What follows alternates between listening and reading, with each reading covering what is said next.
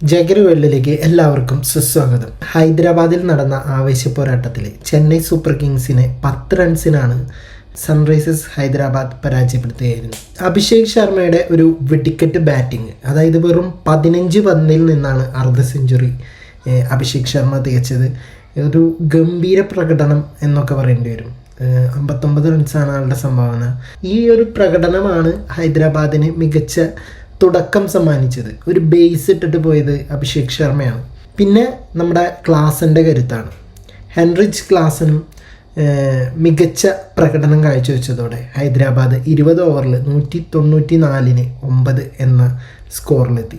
195 റൺസിൻ്റെ വിജയലക്ഷ്യവുമായിട്ട് ഇറങ്ങിയ ചെന്നൈക്ക് വേണ്ടിയിട്ട് Ayush Mitra, Matt Short മികച്ച രീതിയിൽ തുടങ്ങിയെങ്കിലും മധ്യ ഓവറുകളിലെ വിക്കറ്റുകൾ വീണത് തിരിച്ചടിയായി.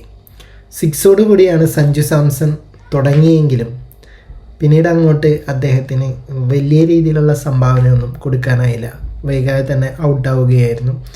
പിന്നെ നമ്മുടെ ആയുഷ് മിത്ര അടുത്ത കളികളിൽ ഉണ്ടാവാൻ സാധ്യത വളരെ കുറവാണ്. അദ്ദേഹത്തിന് കാലിന് നല്ല പരിക്ക് പറ്റിയിട്ടുണ്ട്. അതിന് കാരണക്കാരൻ ഞാൻ പറയുകയാണെങ്കിൽ ഗെയ്ക്വാദാണെന്ന് പറയുള്ളൂ. ആളെ വെറുതെ ആ ചൂട്ടത്തിട്ട് ഓടിക്കേണ്ട ഒരു കാര്യം ഉണ്ടായിരുന്നില്ല. ആൾ നന്നായി അടിക്കുന്ന ഒരു ബാറ്റ്സ്മാനാണ്. ചെന്നൈയുടെ ഇപ്പോഴത്തെ ഒരു നട്ടലെന്ന് വേണമെങ്കിൽ പറയാം. അപ്പോൾ ആ ആളേനെയാണ് ഓടിച്ചിട്ടിട്ട് കാല് വയ്യാണ്ടാക്കിയത്. അതിൻ്റെ പ്രധാന ഉത്തരവാദിത്വം ഗെയ്ക്വാദിനാണ്. പിന്നെ അവസാന നിമിഷം ജാമി ഓവർട്ടണും പിന്നെ കാംബോജും കിണഞ്ഞ് ശ്രമിച്ചെങ്കിലും 184 റൺസിൽ ചെന്നൈ ഇന്നിങ്സ് അവസാനിച്ചു. സൺറൈസേഴ്സ് ഹൈദരാബാദിന് വേണ്ടിയിട്ട് ഇഷാൻ മല്ലിംഗ 3 വിക്കറ്റുകൾ വീഴ്ത്തി മികച്ച പ്രകടനം നടത്തി. IPL 2026 സീസണിൽ ചെന്നൈ സൂപ്പർ കിങ്സിൻ്റെ കഷ്ടകാലം തുടർന്നുകൊണ്ടിരിക്കുകയാണ്. ഇതിന് പിന്നാലെ ആയുഷ് മിത്രയുടെ പരിക്കും 5 വട്ടം ചാമ്പ്യന്മാരായ ചെന്നൈക്ക് വലിയ തിരിച്ചടിയാവാനാണ് സാധ്യത. 6 മത്സരങ്ങളിൽ CSKയുടെ 4ാം തോൽവിയാണ് ഇപ്പം നമ്മൾ ഇന്നലെ കണ്ടത്.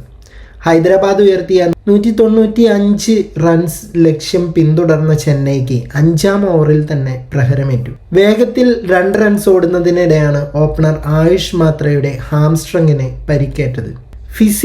ഫിസിയോ ഗ്രൗണ്ടിലെത്തിയിട്ട് പരിശോധിച്ച ശേഷം താരം കളി തുടർന്നുവെങ്കിലും 2 പന്തിനുള്ളിൽ തന്നെ നിതീഷ് കുമാർ റെഡ്ഡിക്ക് വിക്കറ്റ് നൽകി മടങ്ങുകയായിരുന്നു. ഈ ആയുഷിൻ്റെ പരിക്ക് കുറച്ച് ഗൗരവമുള്ളതാണ്.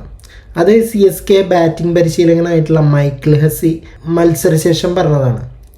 അതായത് ഹാംസ്ട്രിങ്ങിലെ പരിക്ക് സാരമുള്ളതാണെന്നാണ് പ്രാഥമിക നിഗമനം. സ്കാനിങ്ങിന് ശേഷം എത്ര മത്സരങ്ങൾ നഷ്ടമാകുമെന്ന് വ്യക്തമാകും. മികച്ച ഫോമിലായിരുന്ന ആയുഷിൻ്റെ അഭാവം ടീമിന് വലിയ രീതിയിൽ നഷ്ടമുണ്ടാക്കാൻ സാധ്യതയുണ്ട്. അപ്പോൾ ഇത്രയും കാര്യങ്ങളാണ് ഹസി പറഞ്ഞത്. കൂട്ടത്തിൽ ഒരു കാര്യം കൂടിയും പറഞ്ഞു, എന്നാൽ ബെഞ്ചിലിരിക്കുന്ന മറ്റ് താരങ്ങൾക്ക് ഇത് മികച്ച അവസരമാകുമെന്നും ഈ ഹസി പറയുകയുണ്ടായിട്ടുണ്ട്. അതുപോലെ ഈ ഹൈദരാബാദിൻ്റെ കൂറ്റൻ സ്കോർ നേടാതെ തടയാനായെങ്കിലും ഇടവേളയ്ക്ക് ശേഷമുള്ള മെല്ലെപ്പൊക്കാണ് തിരിച്ചടിയായതെന്നാണ് ഈ ഗെയ്ക്വാദ് പറഞ്ഞത് എന്താണെന്ന് വെച്ച് കഴിഞ്ഞാൽ, ഈ ഹൈദരാബാദ് പവർ പ്ലേയിൽ ബാറ്റ് ചെയ്ത രീതി വെച്ചിട്ട് അവർ ഒരു 220-ന് മുകളിൽ സ്കോർ ചെയ്യുമെന്നാണ് ഗെയ്ക്വാദ് കരുതിയത്. പക്ഷേ അവർ 200-ന് താഴെ നിർത്താൻ കഴിഞ്ഞത് അതൊരു നേട്ടമായിട്ട് തന്നെയാണ് ഗെയ്ക്വാദ് ഉയർത്തി കാണിക്കുന്നത്. എന്നാൽ ഇന്നിങ്സിൻ്റെ പകുതിക്ക് ശേഷം വന്ന 2 ഓവറുകളിൽ വെറും 4 റൺസ് മാത്രമാണ് ഈ ചെന്നൈക്ക് നേടാനായത്. അവസാന ഓവറുകളിൽ വരുന്ന ഈ 12-ഉം 13-ഉം ഉള്ള ആ റൺ റേറ്റ് ആവശ്യമായി വരുന്നത് ചേസിങ്ങിന് കഠിനമാകും. അപ്പം ഇങ്ങനെയാണ് ഋതുരാജ് പറഞ്ഞത്. അപ്പം തുടർച്ചയായിട്ടുള്ള 2 വിജയങ്ങൾക്ക് ശേഷം വിജയ വഴിയിലേക്ക് തിരിച്ചെത്തുമെന്ന് തോന്നിച്ചെങ്കിലും വീണ്ടും ചെന്നൈയുടെ സ്ഥിതി വീണ്ടും മോശമാവുകയായിരുന്നു. ഇപ്പം പ്ലേ ഓഫ് സാധ്യതകളൊക്കെ എന്താ പറയുക, കട്ടപ്പുറത്തേക്ക് കയറാൻ സാധ്യതയുണ്ട് ഇനിയും തോൽവി ഏറ്റുവാങ്ങുകയാണെങ്കിൽ. പിന്നെ ഇപ്പം അടുത്ത കളിയിൽ ധോണിയും കൂടി വരുന്നുണ്ടെന്നാണ് സൂചന. അതായത് മുംബൈക്കെതിരായ കളിയിൽ ധോണിയും കൂടി ചെന്നൈ ടീമിനൊപ്പം ചേരും. പിന്നെ എനിക്കൊരു കാര്യം പറയാനുള്ളത്, പറ്റുന്നില്ല എന്ന് തോന്നിക്കഴിഞ്ഞ് കഴിഞ്ഞാൽ ഇട്ടിട്ട് പോകുന്നതിന് ഒരു നാണക്കേടും വിചാരിക്കേണ്ട.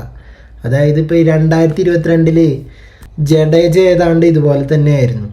എല്ലാം കൂടെ ചുമക്കാൻ പറ്റാതെ വന്നപ്പോൾ ക്യാപ്റ്റൻസി ധോണിക്ക് തന്നെ തിരിച്ചു കൊടുത്തിട്ട് പ്ലെയറായിട്ടാണ് CSKയിലെ ആൾ തുടർന്നത്.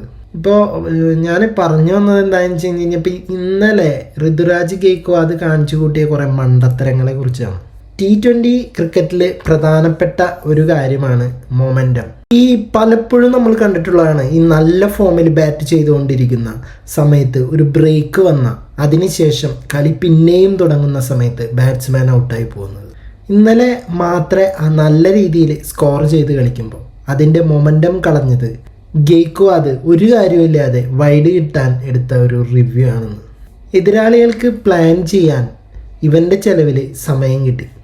അത് കഴിഞ്ഞ് പവർ പ്ലേയിൽ ബൗണ്ടറി അടിക്കാൻ നോക്കാതെ ഒരു ഓവറിൽ തന്നെ 2 ക്വിക്ക് ഡബിൾ ഓടിച്ചിട്ട് മാത്രയുടെ ഹാംസ്ട്രിങ് ടിയർ ആയിപ്പോയി. അതൊരു നിർഭാഗ്യം എന്നൊക്കെ വേണമെങ്കിൽ പറയാം. പക്ഷേ അവൻ സ്ട്രഗിൾ ചെയ്യുന്നത് കാണുമ്പോൾ കൂടെയുള്ള നോൺ സ്ട്രൈക്കർ സർവോപരി ക്യാപ്റ്റൻ കൂടിയായിരുന്ന ഈ ഗെയ്ക്വാദിന് വേണമെങ്കിൽ ഇവനെ റിട്ടയർഡ് ഹേർട്ട് ആക്കി വിട്ട് ആവശ്യം വന്ന പിന്നീട് തിരിച്ചു വിളിക്കാമായിരുന്നു. പക്ഷേ ഇവൻ ചെയ്തത് തൊട്ടടുത്ത ബോളിൽ ഒരു ക്വിക്ക് സിംഗിൾ ഇട്ട് ചെക്കനെ പിന്നെയും ഓടിച്ചു. കഷ്ടിച്ചാണ് റണ്ണൗട്ടാകാതെ രക്ഷപ്പെട്ടത്. അടുത്ത ബോളിൽ നിവൃത്തിയില്ലാതെ അടിച്ച് അവൻ ഔട്ടാവുകയും ചെയ്തു. അവൻ്റെ തൊട്ടു പിറകെ ഇവനും ഔട്ടായി. ടീം മൊത്തത്തിൽ 3G ആയിപ്പോയി. അപ്പോൾ ഇവനെ പോലെയുള്ള ക്യാപ്റ്റന്മാരെ ആദ്യം ഒഴിവാക്കി എന്തെന്നും പറയാം, അവിടെ ചാണകവെള്ളം തെളിച്ച് ശുദ്ധീകരിക്കണം. എന്നിട്ട് പകരം വേറെ ആളെ എടുക്കണം. അതായത് ഇപ്പോൾ ക്യാപ്റ്റൻസി ഏറ്റെടുക്കാൻ കൽപ്പില്ലാത്ത ഒരു ടീമല്ല ചെന്നൈ സൂപ്പർ കിങ്സ്. എത്ര ആൾക്കാരുണ്ട് ക്യാപ്റ്റൻസിക്കായിട്ട് അതിനകത്ത്. സഞ്ജു സാംസണ് കൊടുക്കാമല്ലോ ക്യാപ്റ്റൻസി, അല്ലെങ്കിൽ ധോണി അടുത്ത പ്രാവശ്യം തിരിച്ചു വരുന്നുണ്ട്, ധോണിക്ക് ക്യാപ്റ്റൻസി കൊടുക്കാം.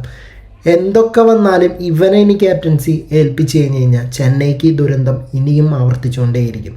നിങ്ങളുടെ അഭിപ്രായങ്ങൾ താഴെ കമൻറ്റ് ബോക്സിൽ രേഖപ്പെടുത്തുക. പോയി വരാം അടുത്തൊരു വീഡിയോയുമായിട്ട്.